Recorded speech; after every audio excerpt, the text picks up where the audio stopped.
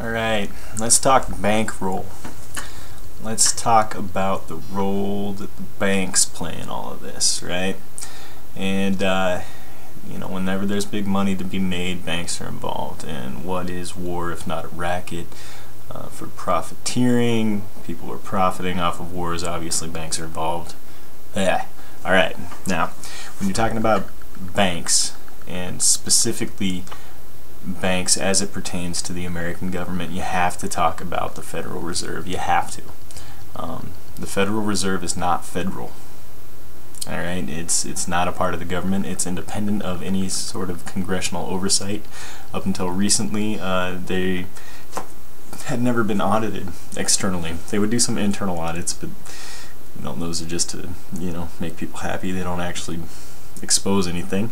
Recently we got an audit of the Fed, thank you Dr. Paul, and it exposed something to the tune of $1.6 trillion American taxpayer dollars not only being created but distributed to other foreign banks, foreign central banks, that is, to big banks here in the country. There's a really good book about all of this stuff. It's called The Creature from Jekyll Island. Right, The Creature from Jekyll Island by G. Edward Griffin. A second look at the Federal Reserve. Alright, this tells you how it was created. This tells you who the major players were back in the day. This tells you everything that the Fed has done that we know of. The bailouts, how it's all orchestrated. This is a really good book. It's a really good book, and it goes a long ways to explaining how the banking system in America actually works, how finances, how the economy is actually manipulated, and how that all works. So it's really good. It's an eye-opener. I really suggest you read it. Do research on the Federal Reserve, and this should be one of your key texts in that. So now, having said all that, the Fed is the orchestrator. I mean, governments really can't do anything without money, right? Where do they get their money from? Traditionally, they get it through taxes. They get it through tax revenues, taxing not only citizens but companies. That's where they make their money. That's their bread and butter. And historically speaking, in America, back before 1913, when the Fed was created, the government couldn't do much outside of what it could afford to do. All right, it couldn't do much outside. It couldn't go over budget. It really had to be financially sound and able to actually do anything, which is the way that it should be, until along comes a spider. 6 major bankers throughout the world, representing a quarter of the world's wealth, saw this emerging economy in America and said, oh my God, the almighty dollar could be the currency for the entire world. And that's what they wanted. They saw a new market, they wanted to come in, and they wanted to squash the competition and spread out their losses. They wanted to privatize gains and spread out their losses, all right? And so that's what they did. They did it through the Federal Reserve. They had this idea. They wanted to set up a central bank, which is explicitly forbidden by the Constitution and by the Founding Fathers. They wanted to set up a central bank, and they wanted to basically control the currency of the U.S., which is what they do now. They control not only the amount of currency in circulation, but they control interest rates. They control inflation through controlling the amount of currency in circulation. And one of the Papa Rothschild, I forget his name, he said, "Give me control of a country's currency and I care not what their laws are," or something to that effect. But that is the mentality of the Federal Reserve. That is the mentality of Ben Bernanke. That is the mentality of Alan Greenspan. That's the mentality of all of them going back, is that they have the control of the currency, therefore they are untouchable.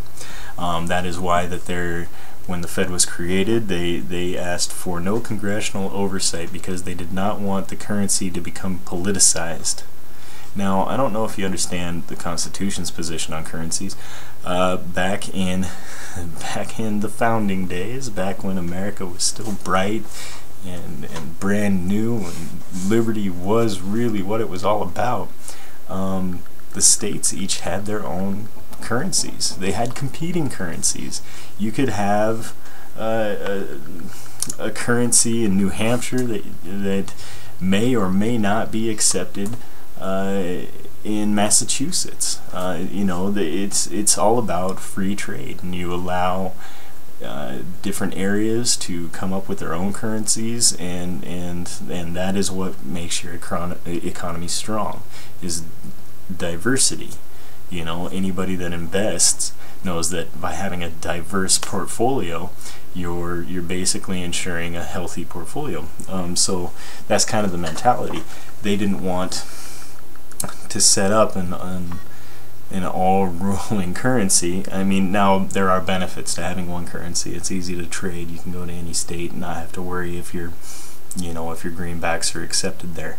But I mean, to make it illegal for there to be a competing currency, which is what has been done in America.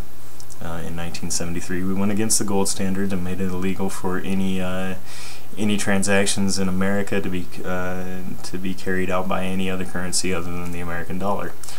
So that basically outlawed competing currencies, because what did people use besides the dollar? They used gold or silver. You can't do that anymore. So they outlawed competing currencies, which is not good. Because when you have one huge currency like the dollar, that is not only big in America, obviously, but it's big around the world. It is the world's fiat currency. Now, what do I mean by a fiat currency? A fiat currency is a currency that is not backed by anything other than the rule of law. It used to be that the almighty dollar was backed by gold, and before that by silver. But we slowly went away from that. Theories abound why we did that. They wanted to separate the link from the dollar to gold so that they can go ahead and inflate the dollar as to their heart's content, which is what they're doing right now. There's also theories that Fort Knox might not have any gold in it. That's scary. But there is that possibility. There's theories that abound all over the place. But the key to this matter is, concerning the Fed,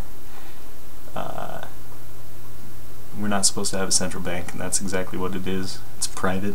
We don't know what it's doing. We're not allowed to know what it's doing. And it's basically, it's setting up a one world currency, which is what we already have with the American dollar. I mean, China has a lot of our money, alright, and oil being sold around the world is sold using American dollars. In Libya, Gaddafi actually was leading a charge of OPEC countries that wanted to conduct oil trade in gold. Well, we know where Gaddafi is now. Does that have anything to do with our intervening in Libya with the no-fly zone, which was an act of war? I don't know. Maybe it does, maybe it doesn't. You're never going to find an article or a snippet from the mainstream media that's going to confirm anything about that. I stumbled on that. I wish I still had the link. I stumbled on that a while ago, but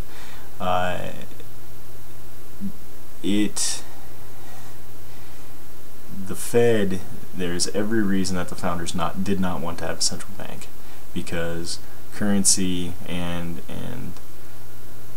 the desire to have the control of the economy is what opens the door to people losing their freedoms, losing their liberties, becoming subjects to tyranny. I mean, that's one of the major controlling factors when there's a coup, when there's when there's a revolution, when a dictator takes control. One of the first things that he takes control of is the currency. He either makes a new currency, destroys all the old currency. He needs to do that in order to legitimize his control. And that's what the Fed has done. They have taken control of the currency and therefore has hijacked by and large, our government through their influence and through their manipulation of the currency. And if you don't think that that has anything to do with what our government does, I mean, think about it. If Ben Bernanke wants us to stay involved in the Middle East and wants us to expand our efforts in that region, I mean, he has his hand on the lever as far as the economy is concerned. If he wants to make, the job market decrease, all he has to do is change the interest rates here, and it's going to set up an environment that makes it more difficult for the people in the U.S. to, small business owners to pay their bills, to start new companies, and then he's single-handedly expanded the unemployment rate in America. It sounds far-fetched, but I bet you it's more accurate than a lot of people would be willing to give credit for, because a lot of people believe that America is still independent, that America is still free, that the people here, there's still a light at the end of the tunnel which will allow us to sail out of this economic turmoil unscathed. It's not what's going to happen. Alright? Destiny is upon us, and it is up to us to determine our own destiny. Alright? The moment for making your decisions, the moment for taking action has come. Okay? And if you want any hand in writing the future of not only this country but of the world, then you need to do something. You need to step up and do something right now. Okay? This is my way to contribute. I'm contributing in other ways, but it's all up to everybody to find their own avenue. Alright, so I just urge everybody to do what they can to get their message out, whatever that message may be, and let your voice be heard, because in America that's all you have left. Alright? Leave comments, troll all you want, leave a video comment so that I might actually respond to you. Patriots, keep doing your thing. Keep defending the Constitution. Be the change that you want to see. And yeah, peace out.